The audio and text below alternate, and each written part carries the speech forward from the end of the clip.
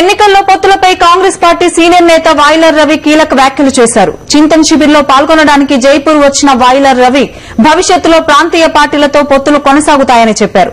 చింతన్ శిబిర్లో తెలంగాణ, చిన్న రాష్ట్రాల గురించి చర్చించడం లేదన్నారు వాయిలర్ రవి. వైఎస్సార్ కాంగ్రెస్ పార్టీతో పొత్తు గురించి రాష్ట్ర నాయకత్వమే ఆలోచిస్తుందన్నారు. There was no discussion on Andhra so far.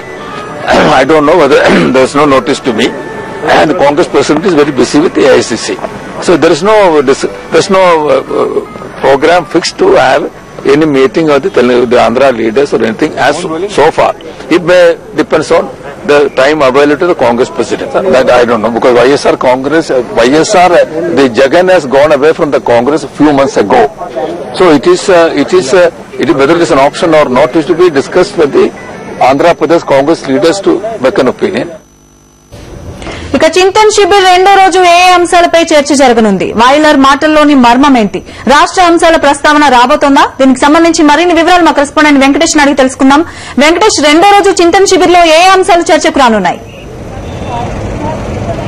తరంగిణి, రెండో రోజు చింతన్ శిబిర్ లో ప్రత్యేకంగా రాష్ట్రంలో సంబంధించినటువంటి చర్చ జరిగేటువంటి అవకాశం ఉంది. ఇప్పటికే దీనికి సంబంధించి సంకేతాలు కూడా పీసీ చీఫ్ బొత్స సత్యనారాయణ ఇచ్చారు. పార్టీ బలోపేతానికి సంబంధించి చర్చలు ప్రారంభమయ్యాయి. దానికి సంబంధించి ఒక రోడ్ మ్యాప్ కూడా ఖరారు చేశాం. ఈ మధ్యాహ్నానికల్లా చర్చలు పూర్తవుతాయని చెప్పారు.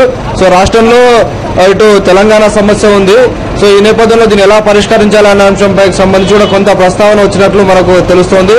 అయితే ఇటు రాజకీయ సవాళ్ల కమిటీకి కూడా రాష్ట్రానికి సంబంధించి పొత్తుల అంశంపై దృష్టి పెట్టే అవకాశాలు కనబడుతున్నాయి. ఇప్పటికే దిగ్విజయ్ సింగ్ నేతృత్వంలోని ఒక సబ్ కమిటీ దేశవ్యాప్తంగా ఏ పార్టీలతో పొత్తులు పెట్టుకోవాలనే అంశానికి సంబంధించి కొంత చర్చ చేస్తోంది. అందులో భాగంగా రాష్ట్రంలో ఉన్నటువంటి అంశాలను కూడా పరిగణలోకి తీసుకుంటోంది.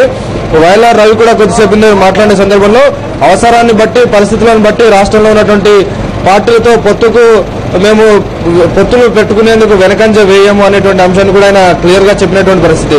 సో నిన్నటి ఉపన్యాసంలో సోనియా గాంధీ ఉపన్యాసంలో కూడా క్లియర్ ఇండికేషన్ ఇచ్చారు. ఇటు భాగస్వామ్య పార్టీలతోనూ అలాగే పార్టీ బలోపేత రెండింటి మధ్య కూడా సమతౌల్యత సాధిస్తూ ముందుకు వెళ్లాల్సినటువంటి అవసరం ఉంది. సంకీర్ణ రాజకీయ యుగంలో పొత్తులు తప్పవని చెప్తున్నారు. సో దేశవ్యాప్తంగా కూడా 2014 ఎన్నికలకు వెళ్లే ముందు కాంగ్రెస్ పార్టీ ఆయా రాష్ట్రాల్లో, ప్రధానంగా దక్షిణాది రాష్ట్రాల్లో కాంగ్రెస్ పార్టీ కొన్ని రాష్ట్రాల్లో గడ్డు పరిస్థితి ఎదుర్కొంటుంది. కాబట్టి ఆ రాష్ట్రాల్లో పొత్తులతో ముందుకు వెళ్లాలనేటువంటి అంశంలో కాంగ్రెస్ పార్టీ ఒక రోడ్ మ్యాప్, ఒక కార్యాచరణ ప్రణాళిక తయారు చేసుకునేటువంటి అవకాశాలు కనబడుతున్నాయి. అయితే ఇప్పటి వరకు మాత్రం ఇక తెలంగాణ అంశానికి సంబంధించి చర్చ జరగలేదని వాయిలర్ రవి అంటున్నారు. సోనియా గాంధీ బిజీగా ఉన్నారు ఏఐసీసీ కార్యక్రమాల్లో. కాబట్టి అవసరాన్ని ఇక్కడ ఆమెకు ఉండేటువంటి సమయాన్ని బట్టి తెలంగాణ అంశానికి సంబంధించి చర్చ జరిగే అవకాశం ఉందనేటువంటి సంకేతాన్ని కూడా ఇచ్చారు. సో రాష్ట్రానికి సంబంధించి ఈ రకమైనటువంటి సమస్యలుంటే జాతీయ స్థాయిలో దేశవ్యాప్తంగా కూడా రాహుల్ గాంధీ నాయకత్వాన్ని బలోపేతం చేసే విధంగా రేపు ఒక తీర్మానాన్ని పాస్ చేసేటువంటి అవకాశాలు కనబడుతున్నాయి. యువత అందరికీ కూడా 35 ఏళ్లలోపు ఉన్న వాళ్ళందరూ కూడా పార్టీ టికెట్లలో 33% టికెట్లు ఇచ్చే విధంగా కాంగ్రెస్ పార్టీ కసరత్తు చేస్తుంది. అదే కోణంలో ఈరోజు 140 మంది యువత కూడా ఈరోజు కాంగ్రెస్ పార్టీ చింతన్ శిబిర్లో పాల్గొంటున్నారు. ఇది ఒక స్పష్టమైన సంకేతాన్ని ఇచ్చారు. రాహుల్ గాంధీ నాయకత్వంలో ఫైట్ చేయబోతోంది. అందుకు అనుగుణంగా కార్యాచరణ తయారు చేస్తుంది. అయితే 9 ఏళ్లుగా అధికారంలో ఉన్నప్పటికీ కూడా కాంగ్రెస్ పార్టీ అనేక రాష్ట్రాల్లో కూడా పర్ఫార్మెన్స్ ఉంది. సో వెంకటేష్, రెండో రోజు చింతన్ శిబిర్లో రాష్ట్రానికి సంబంధించి కీలక అంశాలు చర్చకు వచ్చే అవకాశం ఉన్నట్టు తెలుస్తుంది. ముఖ్యంగా వచ్చే ఎన్నికల్లో ఏ పార్టీలతో పొత్తులు పెట్టుకోవాలనే అంశంపై కేంద్రం దృష్టి పెట్టినట్టుగా తెలుస్తుంది. ఇక తెలంగాణ అంశానికి సంబంధించి ఈ రోజు కూడా ప్రస్తావన వచ్చే అవకాశాలు మాత్రం దాదాపు కనిపించడం లేదు.